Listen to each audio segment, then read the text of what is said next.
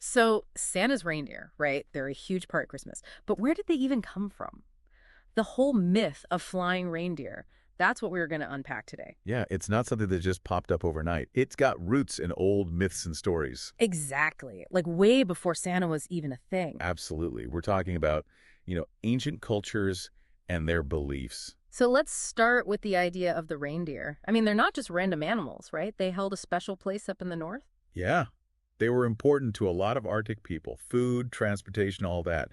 It wasn't unusual to revere these animals. Right, almost like a magical connection. And these stories, they ended up influencing things. Definitely. Like with Thor, the Norse god, who is known as Donner in German.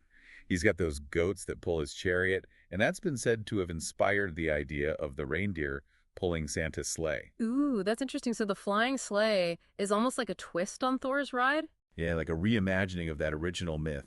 And you see, cultures as far out as Mongolia have these reindeer showing up in their stories. Wow, that is quite a range. But Santa's reindeer, as we know them now, that didn't happen until when? The 1800s? Right, it was the 1800s when they started showing up in literature.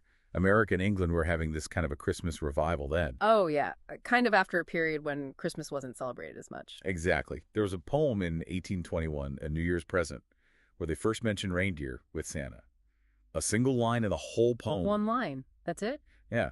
The author remained anonymous, but said he learned about reindeer from his mom and those indigenous stories. Amazing. Then came that, the poem that changed everything, right? A Visit from St. Nicholas. Oh, The Night Before Christmas? Yeah, with Clement Clark Moore. It's like 1823. And the names of those reindeer? So iconic. Dasher, Dancer, Prancer, Vixen, Comet, Cupid, Donner, and Blitzen.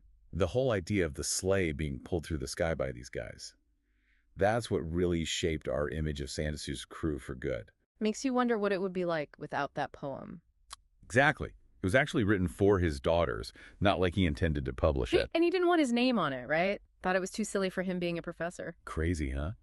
But this poem, it became massive. Yeah. And these 8 reindeer became cemented in everyone's mind. That's a great story. And the names, too, they're kind of cool. Many from German, like Donner and Blitzen. Yeah, right? They mean thunder and lightning in German. Dasher comes from a German word for pursemaker. Ooh, interesting. So the 8 original reindeer were all there, but then, like 100 years later, another one joins? Rudolph. Yeah, the most famous reindeer, and he wasn't even in the original story. That's so true. He was invented for like a marketing campaign, right? Absolutely. Yeah. Montgomery Ward department store in Chicago. They hired Robert L. May to make a character, and he gave us Rudolph. And he was bullied for that red nose, a bit like May himself.